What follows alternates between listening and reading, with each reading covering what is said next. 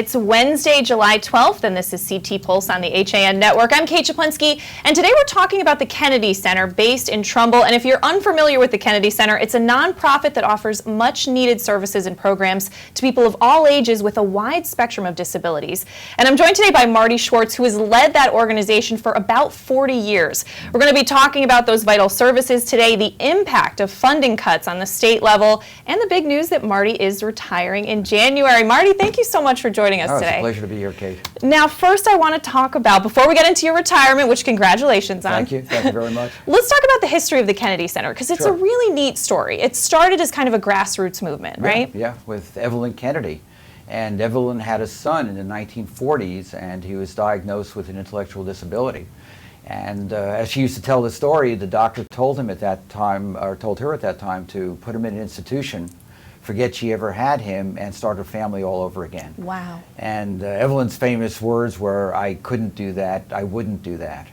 And instead she got together with a group of other parents who had individuals, children with intellectual disabilities, and they met first in her kitchen, and they started a very small program in the basement of a church. And I remember her talking about how she used to go to door with a cigar box to raise the money for the program. And that's how it all started. And the program has continued to grow from that point. We serve a lot of other populations now in addition to people with intellectual disabilities. And at that point it was all children. But Evelyn was also very instrumental in mandating public education in the state of Connecticut. So children began receiving services through the state, and then we recognized at the time that, well, you know, there are a lot of adults that aren't receiving any services, that are living at home with their families. We need to start a program for adults. So that was a transition to serving adults. In subsequent years, we had actually been contacted by the Department of Mental Health, which is now DEMAS, the Department of Mental Health and Addiction Services, who were following some of the services they were offering, especially the job placement services we were offering to people with intellectual disabilities, and said, how about working with our population as well? And we were delighted to do that, and began expanding from that point forward. So we provide supports in a variety of different ways to people from birth through seniors, and a lot of disability groups as well, helping them all to reach their greatest potential. Now, I think this is so interesting because, you know, money can be tight for a nonprofit such as the Kennedy Center, but you guys keep adding new programs, expanding. I mean, a few years ago you added autism programs as well. But let's talk about some of the spectrum of those programs. What are some of the things that you guys do at the Kennedy Center? Well, again, as I mentioned, it's helping each person to reach their greatest potential. So we do birth to 3 with therapeutic services for individuals from birth to the age of 3. We provide after-school programs for individuals in school. In the high school, we provide some services for people who will be transitioning into the world of work to help to get them ready to transition into the world of work. And then, of course, when they graduate, we provide vocational training and placement services for them and follow-along services.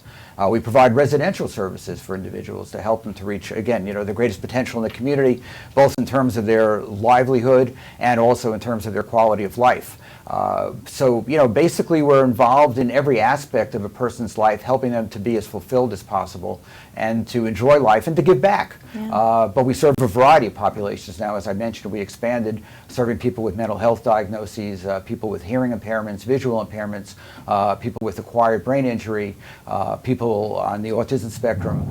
So basically, if there's a need there, we're very interested in supporting the people to help them to, again, be fulfilled and to have a very enjoyable life. Yeah, and talking about kind of the job placement and integrating people with disabilities more into the community, I mean, what have you seen kind of come out of that? Does it really add to the community to have these people, thanks to Evelyn Kennedy, thanks to you guys, children get these services, but sometimes as they grow up, they become adults, maybe there's not as much for them. Well, we have, for people that have the interest and the capability of working on jobs, we'll be able to place them in jobs, and we provide support. So if initially they need a little bit more help to be able to master the job, we'll have a staff member there. The company won't be paying for that. We'll cover that cost until they master the job. And if they need to be there long term, we'll do that to ensure that they're providing top quality work. So in a sense, the company gets a paid staff person to work with the individual, and of course the individual working as well. Generally, we find that the best approach we have is word of mouth in expanding the program, because when employers are very pleased, as they tend to be, with the work that our people do when they're placed on the job, they tell their friends, they tell other employers, and we have so many people then calling us saying, hey, how about working with us as well? So the thing is, for a lot of our people, they look at a job as a career, whereas somebody else may look at that same job as sort of a stepping stone to something else, and not giving it perhaps as much energy and effort as our people do, saying, wow, this is great, this is my career, and I'm going to do a wonderful job at it. Yeah. Now, you spoke about mental health, and back in 2012, you wrote something addressing that the state should really start funding mental health services more for the Kennedy Center and other nonprofits that work with people with mental health issues. Has that happened? No, not to the extent that it needs to. What's happened basically, and of course, as you know, the state's had a difficult time fiscally for many, many years. For the past 7 years, they've been cutting private providers, services to people with intellectual disabilities, people with mental health diagnoses, really across the board. I mean, now there's going to be a major cut as well, in addition to those areas, and they're talking about like a 10% cut with the executive order from the governor, which is devastating, but also cutting birth to 3. Now, there's no better program than birth to 3 to position young children to be able to transition into public education and, become as much as they can, which is usually a very functioning, productive member of society. But those early years are so vital, and if we're cutting back on those services, it's going to have a devastating effect on these children for the rest of their lives. So it's so penny-wise and pound-foolish to cut these services that are so important to the people and really make a difference in terms of our entire state, because you have then, with people accessing these services, you ultimately end up with very productive individuals who are taxpayers rather than tax users, rather than having people that are going to rely on funding from the state for the rest of their lives. Right. And the Kennedy Center runs very efficiently. I think it's something like 87% of the money you take in goes directly to clients. And you serve, some 2,000 clients in the area. Yeah. And you've talked in the past about the state services, and if they could use the Kennedy Center more to provide those services, saving money and not duplicating efforts. As we often say, we are the solution. We're not the problem. I mean, we could save the state so much money. We did one analysis that would indicate that if all of the programs that are provided in the state are provided by the private sector rather than having a mix with the public and the private sector, we could save the state approximately $150 million a year. That's a tremendous amount of money. And the other reality is there are very few states in the union right now that have this bifurcated or dual system. In most cases, the states recognize the private sector can provide high-quality services at a much lower cost. So the states do the contracting, they could do the quality assurance, they could do case management, but the private sector usually provides the direct care services. I believe the governor wants to move in that direction, but his hands are tied to a certain extent. But hopefully everyone in the state that is in a position of power and leadership will recognize that this really is a solution for the state and allow us to go in this direction. Now, the state has no budget right now. That June 30th deadline passed for legislators. They're still trying to work something out. How does that affect the Kennedy Center? It's horrible. This is, as you mentioned, I've been here for quite a while. This is the worst experience in terms of funding. We've had many bad experiences over the years. It seems like the state is always interested in cutting, or not interested, perhaps that's the wrong word, but the state always cuts the private providers serving people with disabilities first. And certainly it's no exception this year. And we've been cut again for 7 years in a row. There's no increases, even though the cost of living has increased, but we've been cut. But we still are maintaining programs as best we can. Right now, the governor's budget, the executive order, calls for approximately a 10% reduction in services, in funding to the private provider. And that will include a furlough day that is being planned for July 26th, and then 5 other furlough days throughout the year. Now, I'm not sure, but perhaps in state government, if they do a furlough day, they actually save money. They don't pay employees or what have you. Our employees are paid approximately half of what state employees are paid doing the same work. So it's really a hand-to-mouth type of thing, and they do it because they have a passion for it and their heart is in it. They're barely making ends meet. We can't give them a day without pay. It's just totally unfair. So we're going to have them take vacation time or what have you. We'll close down that day, but it's going to cost us, we calculated, approximately $55,000 that we don't have with each of these furlough days.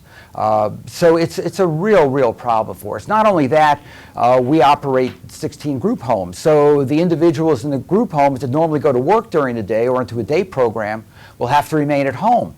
That means we have to have more people on board in the group homes. But we're not getting more money for that. We're getting less money. So, it's very difficult. And I understand the dire situation that the state is in regard to the budget, the governor and the legislators. But, I feel that they need to look at the bigger picture and recognize when they make these cuts what an impact it's going to have. And we had a meeting with the commissioner of the Department of Developmental Services on Monday, and he's very sensitive to it too, but his hands are tied. But other directors in the meeting were talking about having to close programs and having to close agencies. And if agencies begin closing, it's going to be hard to get those back in place again. So what that means is the state's going to have the responsibility of picking up the services at a much greater cost than it's costing them now to have private sector agencies doing that type of work. We're talking about a lot of people's hands being tied. Do you have any hope for the future? I mean, as things move forward for the state? Well, I just heard this morning that the House Republicans have presented a budget that would not have the same draconian cuts that are being proposed with other budgets. But that's going to mean that state workers are going to have to be able to give back more. So it remains to be seen whether that's going to happen. And again, state workers are wonderful people, but it should be fair across the board. I'm not saying that they don't deserve good salaries and benefits and all those things, but everybody does. And it's not fair that workers being paid $12 an hour with few benefits should be supporting people that are paid over $20 an hour with pensions and really good health benefits and things like that. They deserve it, not saying they don't, but so do our people. So somehow there has to be some type of compromise that's fair. And that's right for the state of Connecticut, right for the taxpayers, and right for Connecticut businesses. Mm-hmm. Well, that's a tough fight. We're going to talk more about this, Marty, but we're going to step out for a break. When we come back, I want to talk about how people can support the Kennedy Center. I want to talk about Marty's many years there being its biggest advocate. We'll be back with more CT Pulse after this. At InSports Trumbull, the game is always on inside. Registration is now open for our fitness training programs for high school athletes. The InSports Performance Center is offering blast speed classes, athletic functional movement assessments, and both men's and women's elite speed and strength training. Our premier programs help bring athletes to the next level. Call 203-268-1214 for more information. Like and follow us on Facebook. Celebrate summer with fresh made-to-order picnic boxes from Walter Stewart's Market. We have delicious summery selections from buttermilk fried chicken to grilled lemon chicken kebab, grilled shrimp Caesar salad wraps, or lobster salad rolls. Our easy-to-carry picnic boxes come with your choice of a meal, as well as a dessert, beverage, and utensils. Order online for simple pickup options. Walter Stewart's Market, 229 Elm Street, New Canaan, and online at stewartsmarket.com. You don't have to go far for authentic Neapolitan cuisine and renowned wood-fire pizza.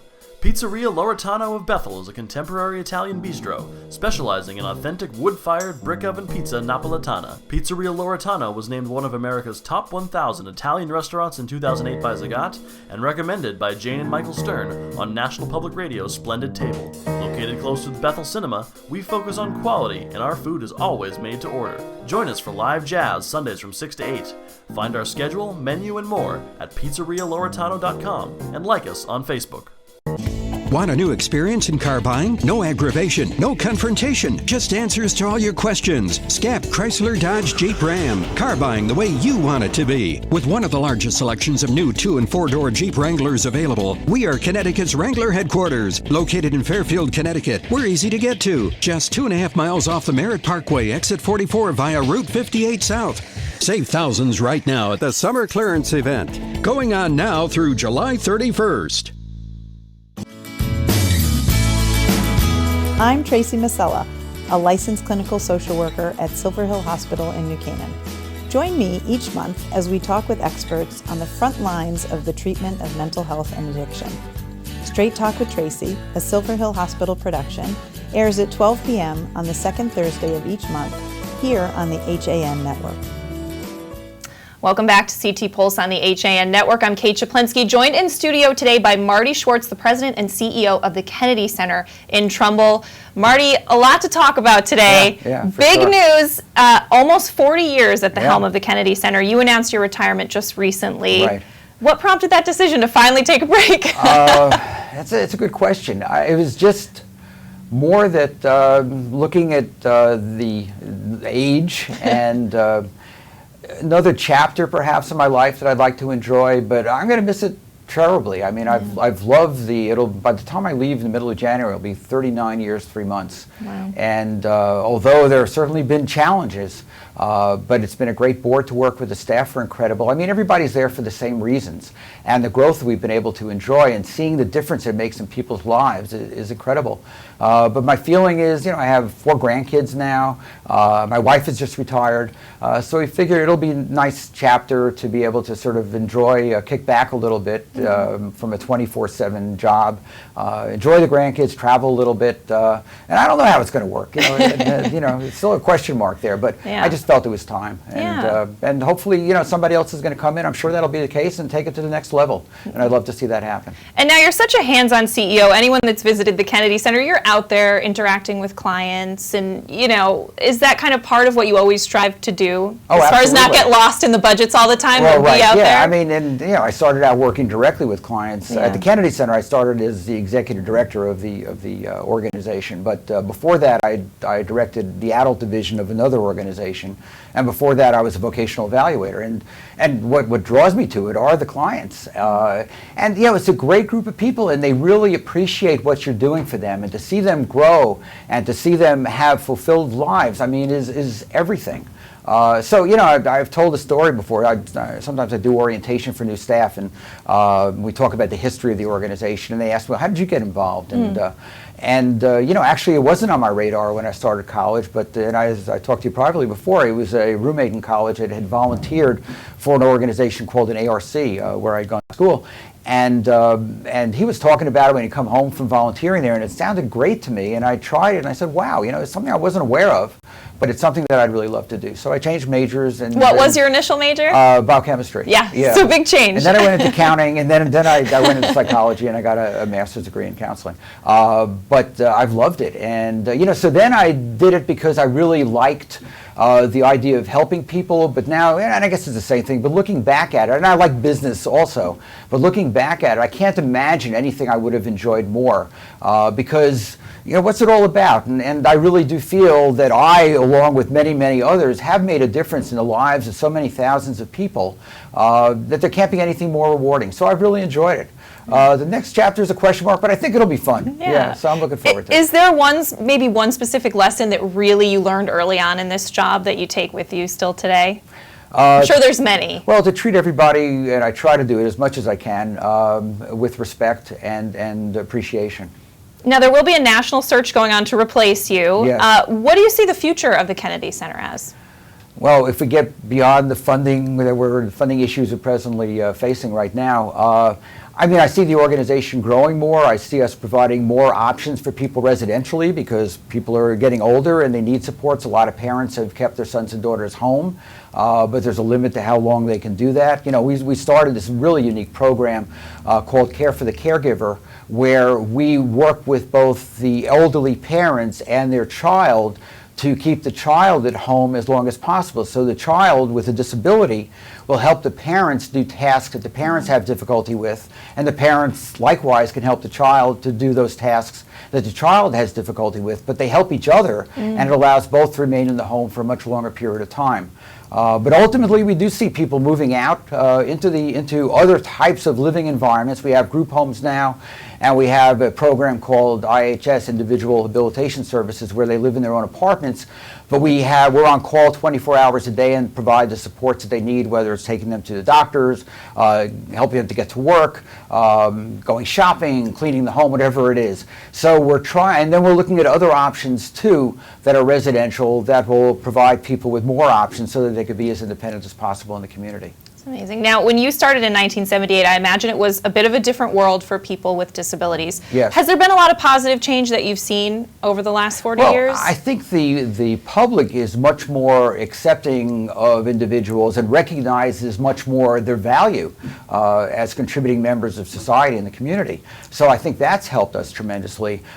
We've grown, we've come up with the idea of at one point it was sheltered employment, which was new, and that's sort of verboten now, which was, in a sheltered workshop where people would get work from various industries. They perform their work, they get paid on a piece rate basis, and we bring the work back to the industry.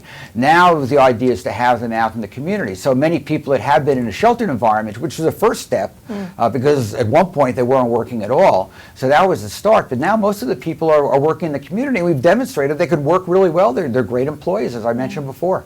Yeah. And now let's talk about how people can support the Kennedy Center. There's a lot of ways. You do have an upcoming autism run. That's going to be September 10th, I believe, at Jennings Beach in Fairfield. That's a great event. The SPECT Run, right. The SPECT Run, right. Is supporting our autism project. Yes. And that's interesting. I mean, a lot of the programs, we rely so heavily on the community, and we need to, for their support, because as we've mentioned, funding, you can't count on the funding from the state. We can count, fortunately, on the generosity of our community. They've been wonderfully supportive. So we have a variety of different fundraisers, and we need to in order to be able to continue to provide services. So we have the SPECT Run on September 10th at Jennings Beach. It's a fundraiser specifically for individuals who have a autism spectrum diagnosis. And it's a timed run, and it's also a walk, so that people don't need to be timed if they're not comfortable with that. But just a great day, and we have a lot of different activities for children and for adults, and it should be wonderful. And we've done it, this is our third year, and everybody that goes there absolutely loves it. We also have a black tie event, very different than the run, at Rolling Hills Country Club on November 4th. And that's our Four Seasons Ball, and that raises money for our residential programs to help us with the infrastructure, repairing the homes. And we now have, when I started, we had 2 homes. And actually, we're the organization that had the first 2 homes in the state of Connecticut for people with intellectual disabilities. And now we have 16 in addition to the supported living.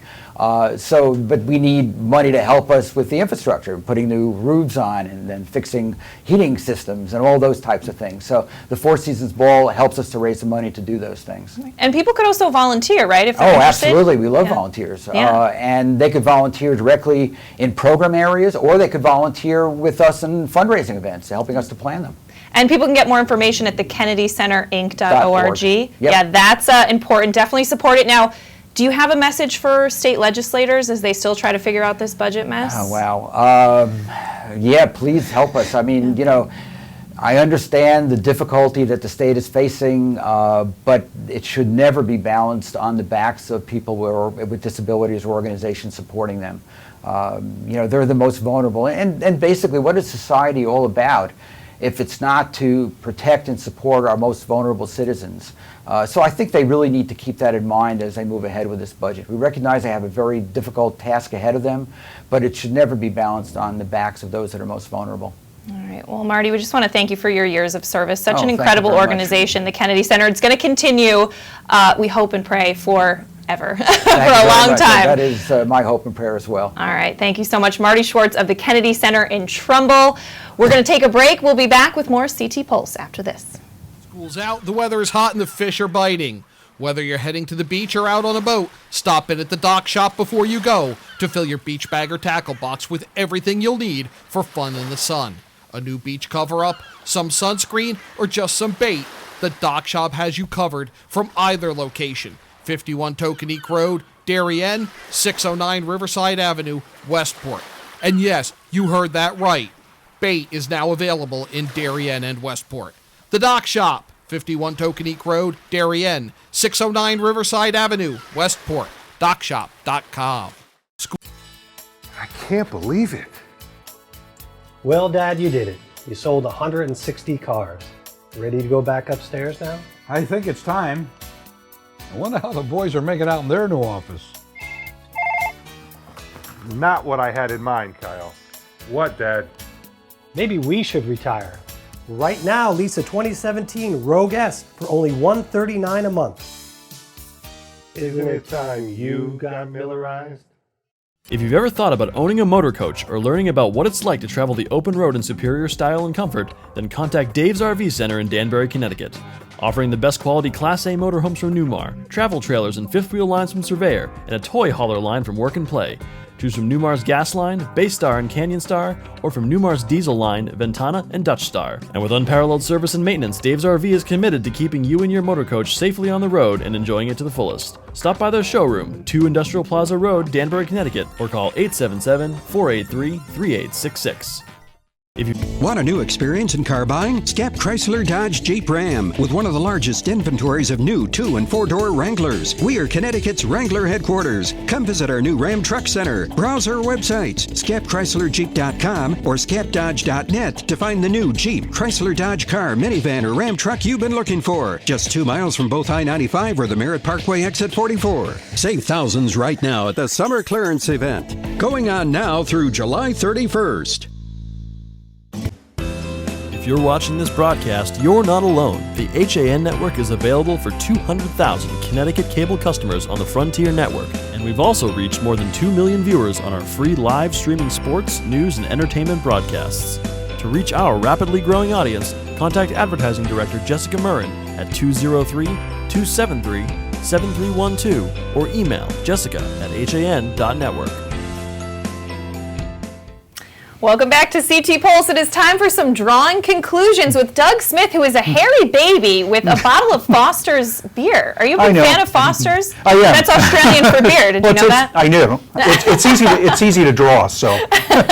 But I was thinking of those old legends of the fairy where they would come in and steal the babies, and leave a hideous changeling in its place. Yes, so you're the changeling. Yes, okay, yeah, I get it. It I like explains that. a lot. It explains a lot. All right, let's take a look at your cartoons this week. Up first, what do we have? We have some kilt action. What's going on here? That's the Milford Arts Council Great Max Scavenger Hunt. And that's this Sunday, offering a grand prize of $1,000 for teams that complete a series of photos around Milford. Maybe there'll be an easy one if they go to Bridgeport Avenue in Devon and shoot a traffic jam. But there's Max Scavenger. He's been found. Why are you looking for me? All right, let's take a look at the next one. Some sad news out of Reading, the Roadhouse. I know, iconic landmark leaving town. Yes. The owner's hoping there'll be a buyer who's going to keep it going. But gosh, I remember back in the 70s, long before the Roadhouse, there was a real dive bar called Bachelor's 2. Bachelor's 2. Real dive biker bar. I never went in. I'm a pillar of the community. Sure, right. All right, well, up next, is this a Stratford cartoon we have coming up? Yes, it is. Last week in Stratford, I guess the council meeting, there were some real heated words going on. They got a great photo on page 1 of one of the folks there, like screaming at someone. Finger pointing and screaming, I think it's time for Vince to come in. Yeah. All right, up next we have a little issue in Ridgefield on Peaceable Street where they want to put in a winter club. The winter club, it would feature like a paddle court, a swimming pool, I think, and a skating rink. Not a bad thing, but they want to plunk it right in the middle of a residential neighborhood. Right. So people are not happy about it. So the Snowman is actually holding a winter club. I like it. All right, up next, this is something we talked about this week. Yeah, this has been going on back and forth for years, and finally they're getting their lights. Yeah, Darien High School, those lights are finally going in. We got a little political humor there. Let there be light, because it is a miracle, I think. It is that there was able to come to an agreement on that, yes, for sure. And up next, we have the John Denver of Ticks. Oh, no, this one's wrong. Tell us about this one. That's the ongoing cell tower. Everyone, they want the coverage. People don't want cell towers, so they planted some new elm trees.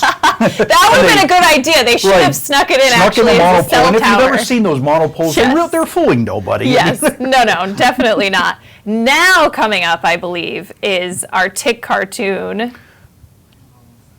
We're finding it. We're getting it. We're getting it. But that would have been a good idea, New Canaan. They should have really tried that one.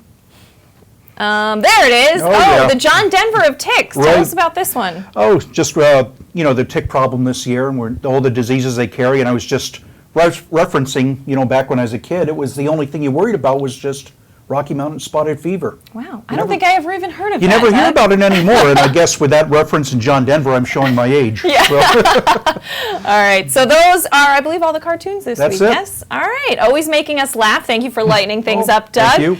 We are going to wrap things up here on CT Pulse. Coming up at 2 o'clock today, of course, is Nutmeg Sports. And if you missed any of the show, you can catch it on demand at han.network. We'll see you next time.